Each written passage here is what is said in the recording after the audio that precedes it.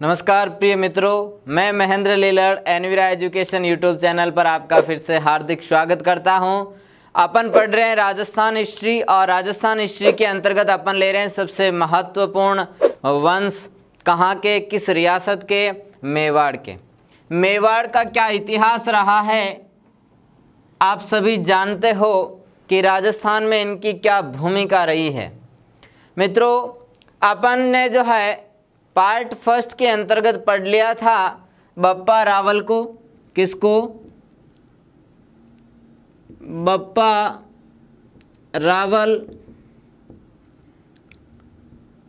A lot Jaitra Singh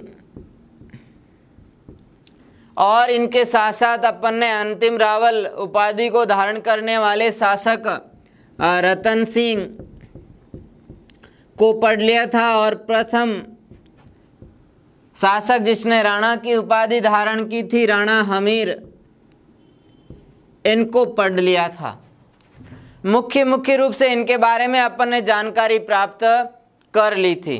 अब देखिए मित्रों, आज अपन जो है नेक्स्ट शासक पढ़ेंगे जो आपके मेवाड़ इतिहास से संबंधित है और इम्पोर्टेंट भी है, और वो शासक है आपके कौन? लाखा। कौन है मित्रों? लाखा। उपाधि क्या? राणा। राणा लाखा। इनका टाइम पीरियड अगर आपको बताऊं मैं तो 1382 से 1421, 1382 ईस्वी से 1421 तक का इनका समय रहा है। इस समय तक मेवाड़ के शासक रहे हैं राणा लाखा। इनके वास्तविक नाम की बात करें अपन, वास्तविक नाम की बात करें तो वास्तविक नाम है इनका क्या? लक्ष्य सिंह। क्या नाम है मित्रों? लक्ष्य सिंह।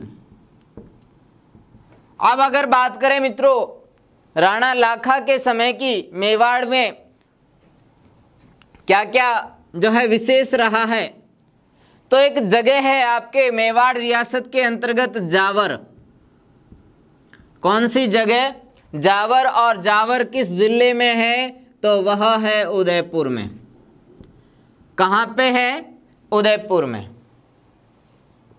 जावर में इसके समय में, राणा लाखा के समय में जावर में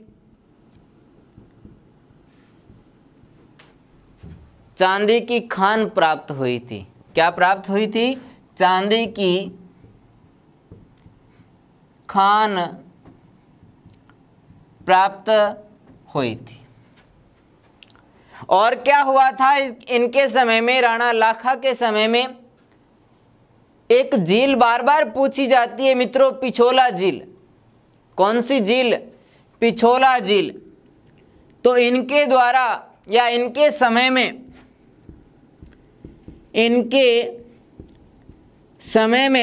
एक बंजारे का नाम बता दूं मैं आपको, पीछू बंजारा। क्या नाम है? पीछू बंजारा। और इस पीछू बंजारे ने क्या करवाया? एक झील का निर्माण करवाया, जिस झील को कहा जाता है क्या? पिछोला झील। क्या कहा जाता है मित्रों? पिछोला झील कहा जाता है। पीछू बंजारे ने जो है पिछोला झील का निर्माण करवाया था। अब अगर बात करें अपन पिछोला झील के पास एक और जो है स्थल है, उसे भी राजस्थान के ऐतिहासिक स्थलों में जो है जाना जाता है, और इस झील के किनारे पर ही एक चबूतरा है जिसे हम इतिहास में नटनी के चबूतरा के नाम से जानते हैं। इस झील के किनारे ही वह क्या है? स्थित है। ठीक है मित्रों, अब यह आप जो है इसका स्क्रीनशॉट ले लीजिए ताकि अपन आगे और बढ़ते हैं।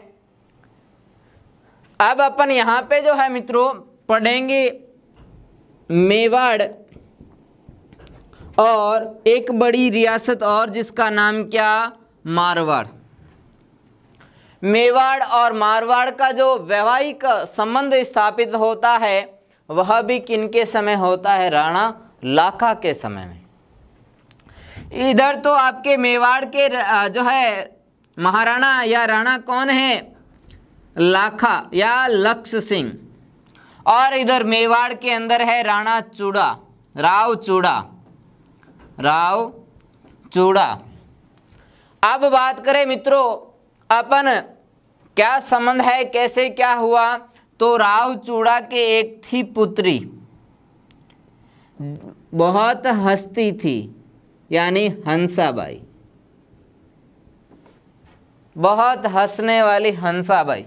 और एक और जो है रणभूमि में उतरने वाला इनका एक पुत्र जिसका नाम राव रणमल।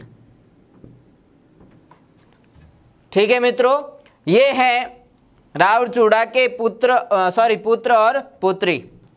जो लाखा है, इन लाखा के भी, लाखा का जो है विवाह हो जाता है किससे? हंसाबाई जी से। शादी कर ली साहब, राणा लाखा ने किससे? हंसाबाई से शादी कर ली। जब शादी होती है तो राव रणमल एक शर्त रखता है, आप ऐसे शादी थोड़ी करोगे। शर्त क्या रखता है राव रणमल? राव रणमल कहता है लाखा से, बेनोई जी आपके और मेरी बहन का जो पुत्र होगा वही मेवाड़ का अगला शासक बनेगा, कोई और शासक नहीं बन सकता है।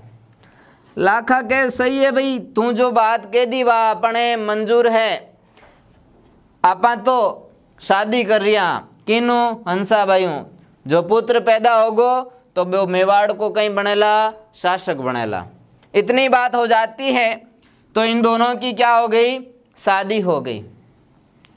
राणा लाखा के एक और पुत्र था जिसका नाम था चुंडा। क्या था? चुंडा, जिसे अपन और किस नाम से जानते हैं? मेवाड़ का भीष्म नाम से जानते हैं। किसको? राव चुंडा को। चूड़ा अलग है, चुंडा अलग है। आप देखें मित्रों, जब इन दोनों की शादी हो जाती है, चुंडा ने भी क्या कहा? शपथ ली, प्रण लिया।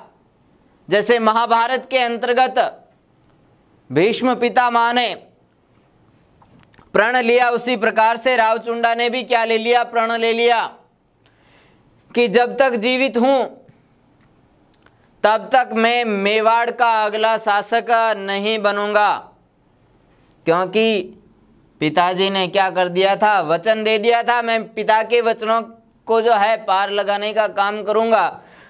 राव चुंडा ने प्रतिज्ञा ले ली, मैं नहीं बनूंगा। इसलिए इनको क्या कहा जाता है? मेवाड़ का भीष्म पिता कहा जाता है। ठीक है मित्रों, अब अपन जो है आगे बढ़ते हैं कि राणा लाखा और हंसाबाई जी के जब शादी हो जाती है तो दोनों के मध्य जो है जो संबंध बने, उन संबंधों से जो है एक पुत्र की उत्पत्ति होती है, जिसे अपन मेवाड़ इतिहास के अंतर्गत किस नाम से जानते हैं? मोकल के नाम से जानते हैं। किस नाम से जानते हैं मित्रों? मोकल के नाम से जानते हैं। यानी कि लाखा के बाद अगला जो मेवाड़ का शासक बना है वह कौन बन गया? वह बन गया आपके कौन? राणा बन गया आपके मोकल। हंसाबाई ने तो क्या किया?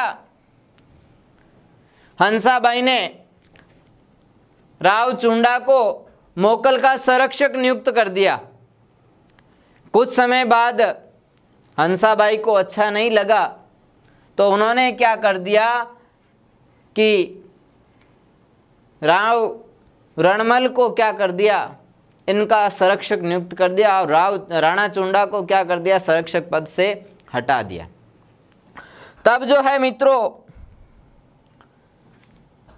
आपसी घमासान के बाद जो है मोकल अपने समय में एक कार्य करता है और वह कार्य क्या करता है कि जो बप्पा रावल ने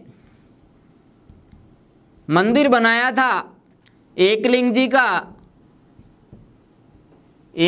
जी का मंदिर बनाया था, उस मंदिर के चारों ओर चार दीवारी खिंचवाने का काम, बनवाने का कार्य किया था किसने? राणा मोकल ने। मित्रों, ये तो हो गई चार दीवारी की बात। इन्होंने एक और नया काम किया राणा मोकल ने, और राणा मोकल ने क्या काम किया? समदेशेश्वर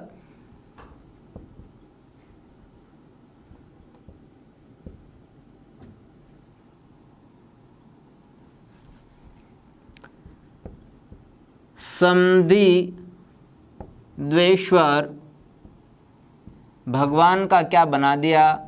मंदिर बना दिया। किन्होंने? राणा मोकल ने जो है एक मंदिर बनवा दिया। कहाँ पे मंदिर बनवा दिया? वो बनवा दिया आपके कहाँ पे? चित्तौड़ में। कहाँ पे बना दिया मित्रों? चित्तौड़ में जो है, जो समदेश्वर का मंदिर था, उस मंदिर का जो है इन्होंने पुनर्निर्माण करवा दिया। क्या करवा दिया? पुनर्निर्माण करवा दिया। ठीक है मित्रों, राणा मोकल ज़्यादा इम्पोर्टेंट नहीं है, यहाँ से प्रश्न कम ही पूछे जाते हैं, लेकिन फिर भी अपन जो है इसके सारे के सारे प्रश्न जो है क्लियर कर लेते हैं।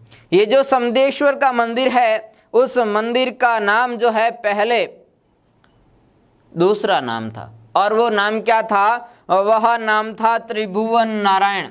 इसका प्राचीन नाम जो है वो क्या था? वो था आपके त्रिभुवन नारायण का। त्रिभुवन नारायण नाम था। इस त्रिभुवन नारायण नाम से जो है मंदिर बनाने वाला जो व्यक्ति था वो कौन था? परमार वंशी जो है शासक था, जिसका नाम था भोज। क्या नाम था? भोज परमार। भोज परमार ने उस मंदिर का निर्माण करवाया, उसी का पुनर्निर्माण करवा दिया। राणा मोकल ने समदेश्वर मंदिर के नाम से जाने लग गया। अब रही बात मित्रों, इसके समय में एक और घटना घटित होती है 1433 ईस्वी में। कब होती है? 1433 ईस्वी में। क्या घटना घटित होती है? देखें, एक जगह है आपके जो है मेवाड़ के अंतर्गत, जिन्हें झीलवाड़ा कहा जाता है। झीलवाड़ा कहाँ पे है? राजसमंद में। कहाँ है मित्रों? राजसमंद में है। और यहाँ पे क्या होता है? झीलवाड़ा के अंतर्गत, ध्यान देना मित्रों, चाचा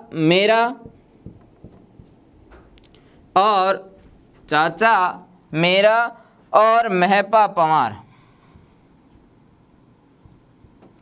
बिल्कुल आप सही पहुंच रहे हैं। चाचा मेरा और महपा पंवार को आपने पढ़ा है कि राणा लाखा की क्या की थी? इन्होंने हत्या की थी।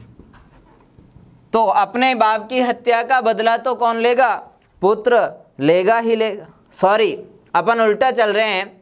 चाचा मेरा और महपा पंवार ने क्या किया? यहाँ पे मोकल की हत्या की। किसकी हत्या की?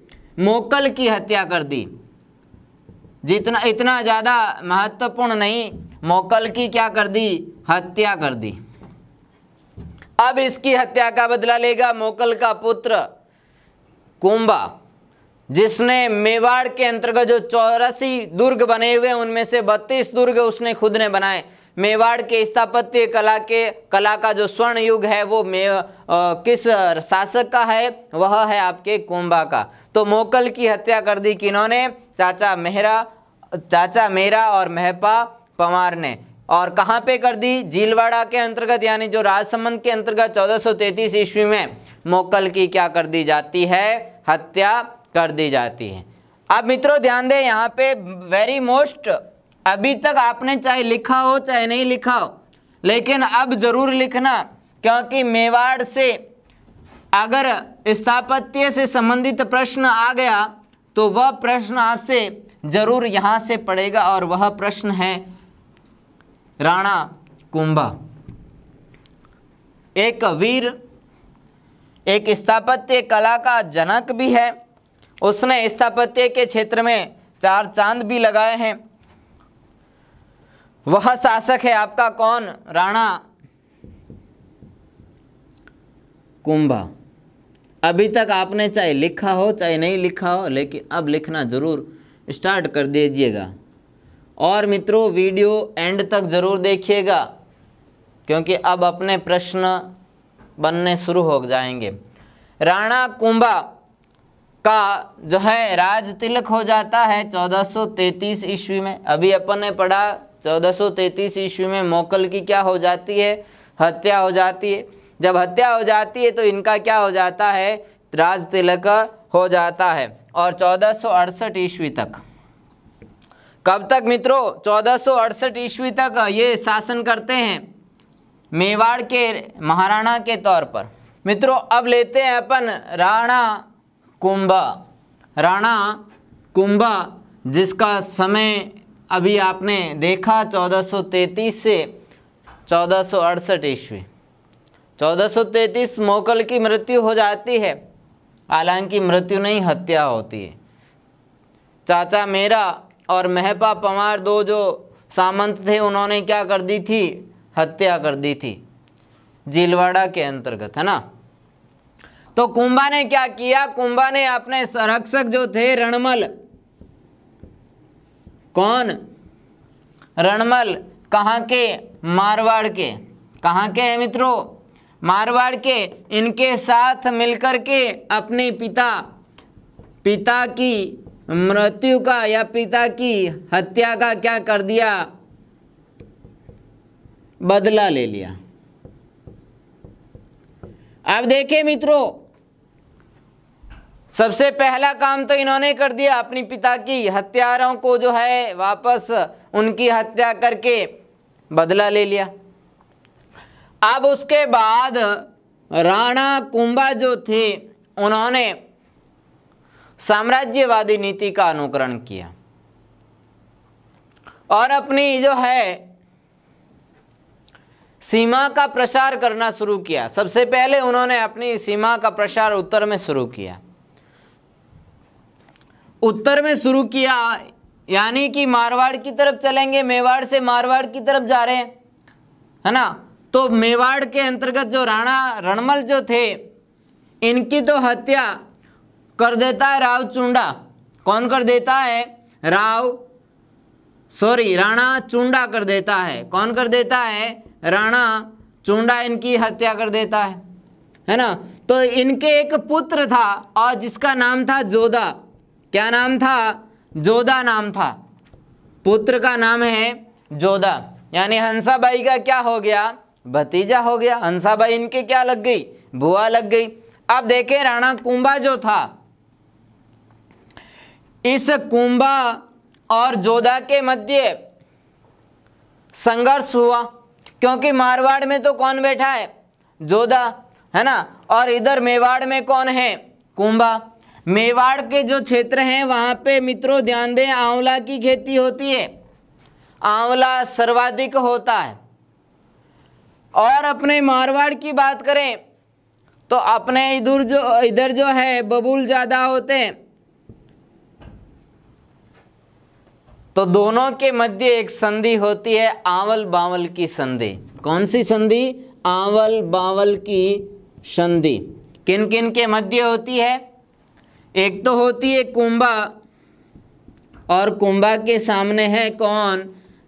जोधा। कौन है? जोधा। इनके मध्य क्या होती है? आंवल बावल की संधि होती है। आंवल बावल की संधि होती है और इसी संधि के द्वारा जो है हंसाबाई के हस्तक्षेप के कारण जोधा को वापस, हालांकि विजय किसकी होती है? कुंभा की होती है। और इस संधि के माध्यम से जोधा को वापस क्या मिल जाता है? मारवाड़ का क्षेत्र जो है दे दिया जाता है संधि के द्वारा। वापस दे दिया संधि के द्वारा। है ना। आप ध्यान दें, और इस संधि के द्वारा क्या किया गया, एक निश्चित किया गया, सीमा निश्चित की गई। मेवाड़ व मारवाड़ की सीमा का निर्धारण किया गया, और सीमा का जो मुख्य बिंदु जो था, सीमा जो बनाई गई, वो बनाई गई किसको, सोजत को। किसको बनाई गई मित्रों, सोजत को। और सोजत कहाँ पे है, आपके कौन से डिस्ट्रिक्ट में, पाली डिस्ट्रिक्ट में। वर्तमान में पाली के जो है 8 जिलों की क्या लगती है, सीमाएं लगती है ना। तो ये आप जो है आउल बाउल की संधि स्पष्ट हो गई होगी आपको। और होती कब है आउल बाउल की संधि, तो सन 1453 ईस्वी में होती है। स्क्रीनशॉट ले लीजिएगा इसका, या आप साथ साथ में लिखते रहिएगा। ये तो हो गई राणा कुंभा की पहली आउल बाउल की संधि। अब मित्रों, अब अपन दूसरी संधि लेते हैं, दूसरा युद्ध लेते हैं राणा कुंभा का। पहला तो हो गया अपने ही संबंधी के साथ, है ना। अब दूसरा लेते हैं, और दूसरा है आपके बहुत ही महत्वपूर्ण युद्ध, जिसे हम जानते हैं सारंगपुर के युद्ध के नाम से। किस नाम से, सारंगपुर का युद्ध के नाम से जानते हैं। सारंगपुर का युद्ध किसके समय में होगा, मेवाड़ का शासक होगा कौन, कुंभा। मेवाड़ का शासक है कौन, कुंभा। और कुंभा के सामने इस युद्ध के अंतर्गत कौन थे, महमूद खिलजी। महमूद खिलजी, ये तो हैं आपके कहाँ के, मेवाड़ के शासक। और महमूद खिलजी जो है वह है कहाँ के, मालवा के शासक। कहाँ के हैं मित्रों, मालवा के शासक हैं। अब ये जो सारंगपुर का जो युद्ध है मित्रों, वह युद्ध कब होता है, 1437 ईस्वी में युद्ध होता है। कब होता है, 1437 ईस्वी में सारंगपुर का युद्ध हो जाता है। अब ध्यान दें, ये जो सारंगपुर का युद्ध है जीत जाता है कौन, मेवाड़ के महाराणा, जिनका नाम क्या है, राणा कुंभा। क्या नाम है, राणा कुंभा जो है इस युद्ध के अंतर्गत जीत जाते हैं। अपमान महसूस करता है कौन, महमूद खिलजी। अपमानित हो जाता है, अपमान महसूस करता है। जब अपमान महसूस करता है महमूद खिलजी, तो अपनी जो है अपमान का बदला लेने के लिए किसी ना किसी को जो है अपना सहयोगी बनाएगा, है ना। क्या करेगा, अपना सहयोगी बनाएगा। लेकिन ध्यान दें, एक तो सबसे पहले अपन इसका कारण देखना भूल गए। कारण देखते हैं मित्रों, क्या कारण रहा कि ये आपका क्या होता है, सारंगपुर का युद्ध होता है। सारंगपुर का युद्ध होता है, तो मुख्य कारण है राणा कुंभा के बाप जो थे, उन राणा कुंभा के बाप या पिता के जो हत्यारे थे, पिता के हत्यारों को इस महमूद खिलजी ने मालवा के अंतर्गत क्या दे दी थी, शरण दे दी थी। शरण दे दी और इसको चेताया भी था महमूद खिलजी को, देख भाई मेरे बाप के हत्यारे हैं, इनको मुझे सुपर्द कर दे, तू इनको मत रख, ये हमारे मेवाड़ के गद्दार हैं, इनको वापस दे दे। लेकिन महमूद खिलजी नहीं मानता है। तब कुंभा जो है सारंगपुर का युद्ध लड़ता है। सारंगपुर नामक स्थान में जो है महमूद खिलजी से लड़ाई लड़ते हैं, और इस युद्ध के अंतर्गत कुंभा की क्या हो जाती है, विजय हो जाती है। इस जीत को चिरस्थायी बनाने के लिए, हमेशा यादगार बनाए रखने के लिए कुंभा ने क्या किया, यहाँ पे इस जीत के बाद जो है एक स्तंभ बनाया, विजय स्तंभ। कौन सा स्तंभ बनाया मित्रों, विजय स्तंभ बनवाया।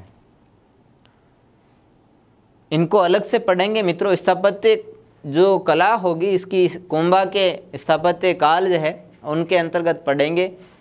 विजय स्तंभ का निर्माण, वास्तुकार, कितनी मंजिलें, वो वहाँ पे पढ़ेंगे।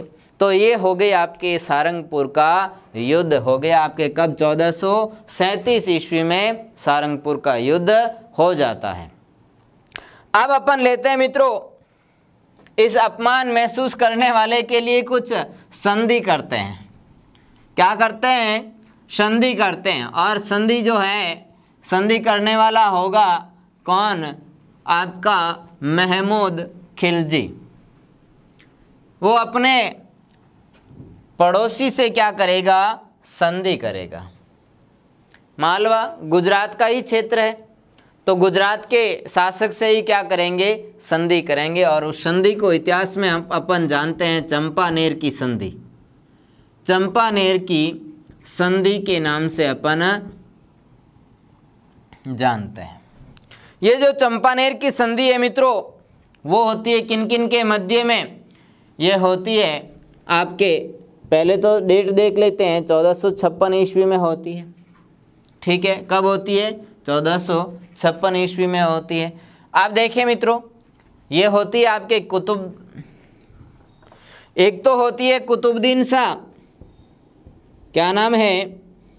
कुतुबुद्दीन शाह और महमूद खिलजी। महमूद खिलजी के मध्य होती है।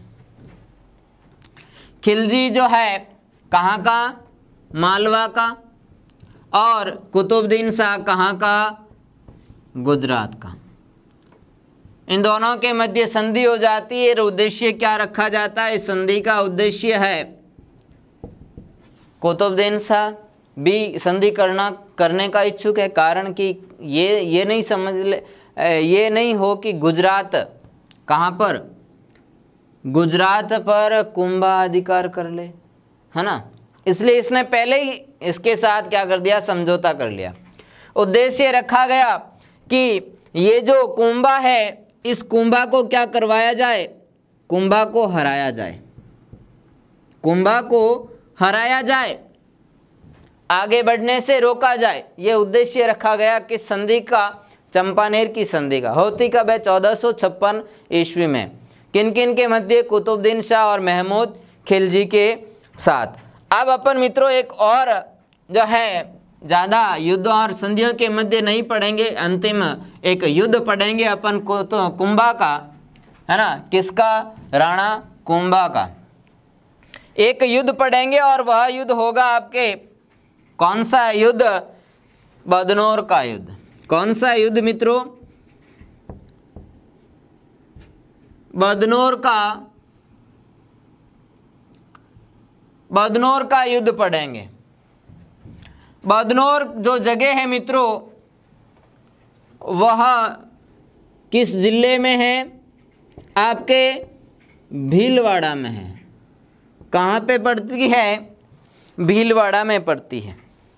और अब थोड़ा सा ध्यान देना मित्रों कि ये जो भीलवाड़ा के अंतर्गत ये बदनौर की जो जगह है, इस जगह पर अभी आपने संधि पढ़ी ना दोनों की, कुतुबुद्दीन शाह और महमूद खिलजी, उन दोनों को कुंभा इस युद्ध के अंतर्गत क्या करेगा? दोनों को युद्ध में हराएगा।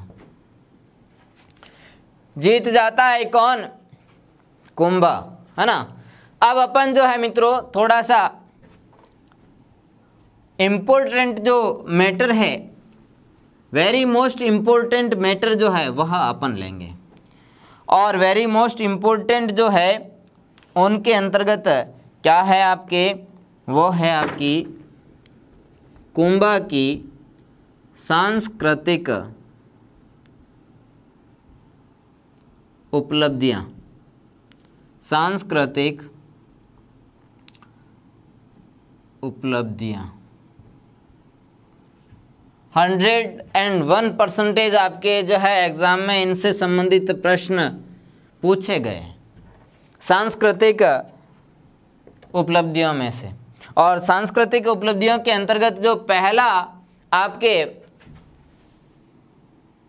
अपन जो है टॉपिक लेंगे सांस्कृतिक उपलब्धियों में, वह लेंगे अपन स्थापत्य कला का। स्थापत्य कला का जो है पहला एग्जाम्पल अपन लेते हैं। ध्यान देना मित्रों, जो राणा कुंभा है, इस राणा कुंभा को राजस्थान की स्थापत्य कला का जनक कहा जाता है। यहाँ पे लिख दूं मैं आपके लिए, राजस्थान की स्थापत्य कला का जनक कौन? कुंभा। ये लो साहब आपके लिए एक प्रश्न हो गया। राणा कुंभा को राजस्थान में स्थापत्य कला के जनक के रूप में माने जाते हैं। अब स्थापत्य कलाओं में अपन पहली कला जो लेंगे वो कला आपकी कौन सी कला होगी? विजय स्तंभ होगा। विजय स्तंभ क्या है? विजय स्तंभ देखें मित्रों, सबसे पहले तो अपन विजय स्तंभ के क्या क्या नाम है उन नामों को पढ़ लेते हैं, यानी कि इसके अन्य नाम। अन्य नाम क्या क्या है? सबसे पहला अन्य नाम के अंतर्गत लेते हैं, इसको कीर्ति स्तंभ के नाम से भी जाना जाता है। फिर जो है इसको विष्णु ध्वज के नाम से भी जाना जाता है। विष्णु ध्वज के नाम से भी जाना जाता है। और किस नाम से जाना जाता है मित्रों? और इसको जो है गरुड़, और इसको गरुड़ ध्वज के नाम से भी जाना जाता है। किसको? विजय स्तंभ को। वेरी मोस्ट प्रश्न आपके लिए यहीं पे इसके अन्य नामों में ही जो पूछा गया है, और वह क्या है? वह है मूर्तियों का अजायब घर। मूर्तियों का अजायब घर कहा जाता है किसको? विजय स्तंभ को। किसको कहा जाता है मित्रों? विजय स्तंभ को। और अंतिम में अपन अन्य नामों के अंतर्गत एक और नाम ले लेते हैं कि इसे जो है विजय स्तंभ को ही क्या कहा जाता है? भारतीय मूर्ति कला। भारतीय मूर्ति कला का विश्व कोश के नाम से जानते हैं अपन। किसे? विजय स्तंभ को। आप देखें मित्रों, ये तो हो गए अन्य नाम। अब अगर इसमें आपसे पूछ ले विजय स्तंभ की जो है मंजिलें कितनी है, तो उस समय आपको सटीक आंसर याद रखना, मंजिलें हैं 9। मंजिलें कितनी हैं मित्रों? 9 मंजिलें हैं। 9 इमारतें हैं। मंजिल कहें चाहे इमारत कहें एक ही बात है। चाहे ऑप्शन में इमारत दे दे आपसे, मंजिल ना दे करके, कंफ्यूज नहीं होना है। अब अगर आपसे और पूछे कि इसकी लंबाई और चौड़ाई कितनी, हालांकि नहीं पूछता है, इतना डीप नहीं जाता है। आरएस के एग्जाम के अंतर्गत पूछते हैं आप, इतना जो है मेन एग्जाम के अंतर्गत पूछते हैं। राइट डाउन करने वाला जो अपना एग्जाम होता है उसमें पूछता है, ऑप्शन वाले में नहीं पूछता है। तो ध्यान देना, विजय स्तंभ की जो लंबाई है वह कितनी है? 122 फीट तो लंबा है। तो फिर आपको चौड़ाई भी याद रखनी होगी। तो चौड़ाई है मात्र कितनी? 30 फीट। कितनी है मित्रों? 30 फीट है। सबसे मोस्ट प्रश्न यहां पे, विजय स्तंभ से संबंधित वास्तुकार कौन था? क्या पूछ ले आपसे? वास्तुकार। तो वास्तुकार के अंतर्गत आपको नाम याद रखना, जैता और कुंपा का नाम याद रखना। अगर ऑप्शन में नहीं हो जैता और कुंपा तो ध्यान देना यहाँ पे, सॉरी कुंपा नहीं, यहाँ पे पूंजा होगा। कुंपा तो जो है वो सेनापति था, है ना। जैता, पूंजा, अगर ये दोनों नाम नहीं हो आपके लिए ऑप्शन में तो ध्यान रखना नाम और है पोमा या नापा। ये है आपके विजय स्तंभ के क्या वास्तुकार यानी डिजाइनर, डिजाइन करने वाले वास्तुकार हैं। इस मंजिल को जो है अपनी समझ से जो है किस प्रकार से नक्शा तैयार किया गया और किस प्रकार से मूर्तियां जो है कहाँ पे स्थापित होगी, हर कोने में कहाँ कहाँ पे जो है रखा जाएगा, वो सारी कुछ विजय स्तंभ में है ना। अब अपन लेते हैं विजय स्तंभ के अंतर्गत आगे और कुछ एक और जानकारी। इसका आप स्क्रीनशॉट ले लीजिए ताकि आपको जो है लिखना ना पड़े। अब आप विजय स्तंभ के अंदर देखना, जो आपके राजस्थान पुलिस से संबंधित अगर पढ़ रहे हो तो राजस्थान पुलिस का प्रतीक चिन्ह है कौन, विजय स्तंभ। राजस्थान पुलिस जो डिपार्टमेंट के अंदर जो सील लगती है, मोहर जो लगती है, उसका जो लोगो है, लोगो है ना, उस लोगो के अंतर्गत आपको जो एक इमारत दिखती है, वह इमारत कौन सी इमारत है आपकी, विजय स्तंभ की। तो लो साहब लिख लेते हैं अपन सबसे पहले, राजस्थान पुलिस व माध्यमिक राजस्थान माध्यमिक, यहाँ पे लिख देता हूँ मित्रों, राजस्थान माध्यमिक शिक्षा बोर्ड। इन दोनों का ही जो प्रतीक चिन्ह है, इन दोनों का जो प्रतीक चिन्ह है, वह प्रतीक चिन्ह क्या है, विजय स्तंभ है। प्रश्न आरएस के अंतर्गत पूछा गया है माध्यमिक शिक्षा बोर्ड का प्रतीक चिन्ह क्या है। हो सकता है आपको राजस्थान पुलिस से संबंधित पूछ ले, राजस्थान पुलिस का प्रतीक चिन्ह क्या है, तो राजस्थान पुलिस का प्रतीक चिन्ह है आपके क्या, विजय स्तंभ। और राजस्थान की वह पहली इमारत, राजस्थान की पहली इमारत जिस पर डाक टिकट जारी होता है, वो डाक टिकट जारी किस पर होता है, विजय स्तंभ पर। किस पे होता है मित्रों, विजय स्तंभ पर जो है पहली बार जो है डाक टिकट जारी होता है। अब देखें यहाँ पे मैं एक विदेशी इतिहासकार है उनके बारे में अपन देख लेते हैं, और विदेशी इतिहासकार है कर्नल जेम्स टॉड, घोड़े वाला बाबा।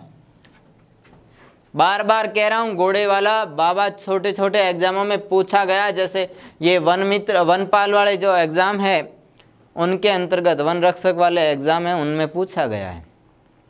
कर्नल जेम्स टॉड ने विजय स्तंभ को क्या कहा है,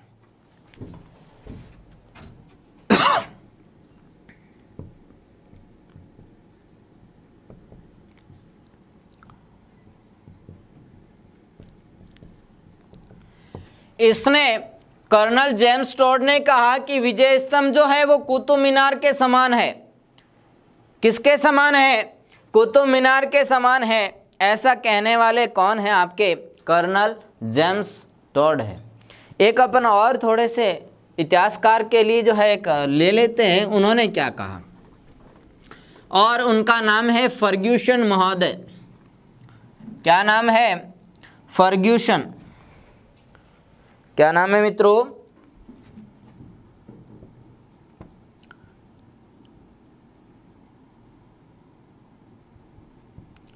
फर्ग्यूसन महोदय हैं। इन फर्ग्यूसन महोदय ने जो है विजय स्तंभ की तुलना, इसकी क्या करते हैं, वो तुलना करते हैं। और तुलना किससे करते हैं, रोम नामक जो क्षेत्र है विश्व का, रोम, इस रोम के अंदर एक टावर बना हुआ है, टार्जन टावर। क्या बना हुआ है, टार्जन टावर बना हुआ है। उस टार्जन टावर के समान बताते हैं फर्ग्यूसन महोदय किसको, अपने कुंभा द्वारा निर्मित विजय स्तंभ को। विजय स्तंभ को जो है टार्जन टावर के बारे में बताते हैं आपके फर्ग्यूसन महोदय। ध्यान देना मित्रों, जो विजय स्तंभ है उसकी जो ऊपरी जो मंजिलें हैं वो बिजली गिरने के कारण क्षतिग्रस्त हो गई थी, तो उनका जो है पुनर्निर्माण करवाने वाले मेवाड़ के शासक कौन थे? तो मेवाड़ के वो शासक कौन थे जिन्होंने इनकी दोनों ऊपरी मंजिलों का पुनर्निर्माण करवाया था? वो थे आपके स्वरूप सिंह। कौन थे मित्रों? स्वरूप सिंह। और स्वरूप सिंह ने क्या करवाया था? पुनर्निर्माण करवाया था किसका? आपके विजय स्तंभ का। अब देखें मित्रों, विजय स्तंभ की जो अपनी 9 मंजिलें हैं उसमें से 8वीं मंजिल क्या विशेष है ना? 8वीं मंजिल पर कोई मूर्ति नहीं है। 8वीं मंजिल या इमारत पर कोई मूर्ति नहीं है। विशेष है मित्रों। अगर ज़्यादा डीपली पूछ लेता है आपसे, ज़्यादा गहराई से अगर पूछ लेता है आपसे, तो इस प्रकार का प्रश्न भी पूछ सकता है वो आपसे। और ध्यान देना मित्रों, एक और मंजिल है, जो मंजिल है कौन सी? तीसरी मंजिल, है ना? इस तीसरी मंजिल में 9 बार अरबी भाषा में, किस भाषा में?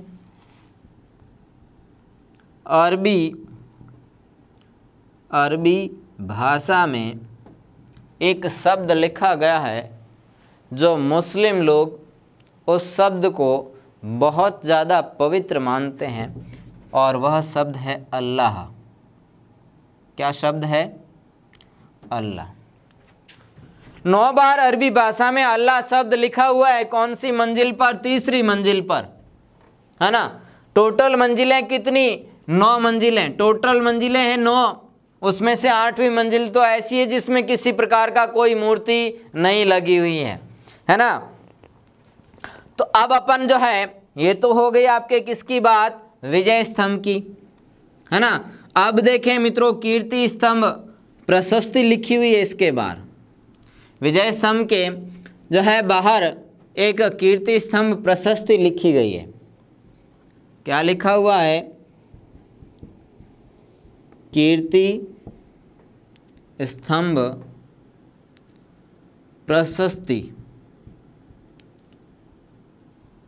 सबसे बड़ी बात मित्रों, कीर्ति स्तंभ प्रशस्ति के लेखक कौन है? राजस्थान पुलिस के अंतर्गत ये प्रश्न आया हुआ है। पिता और पुत्र दोनों का नाम याद रखना है। पिता तो है अत्रि और पुत्र है कौन? महेश। अत्रि और महेश के द्वारा जो है ये लिखी गई है प्रशस्ति। प्रशस्ति क्या होती है? किसी राजा महाराजा के बारे में जो अच्छा लिखा जाता है, उसका बखान किया जाता है, उसके जो है विशेषता बताई जाती है, वो होती है प्रशस्ति। प्रशंसा के बारे में जो लिखा जाता है, प्रशंसा की जाती है। लिखा है किसने? अत्रि और महेश ने।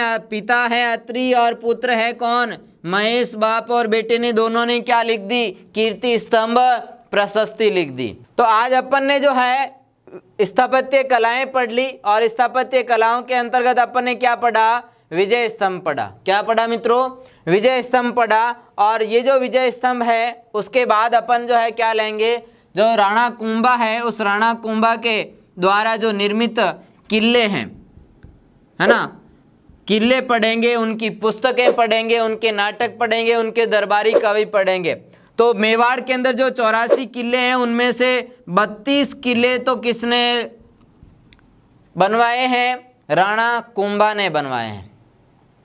तो आज के वीडियो में बस इतना ही। मैं महेंद्र लीलड़ लेता हूं अलविदा आपसे। धन्यवाद।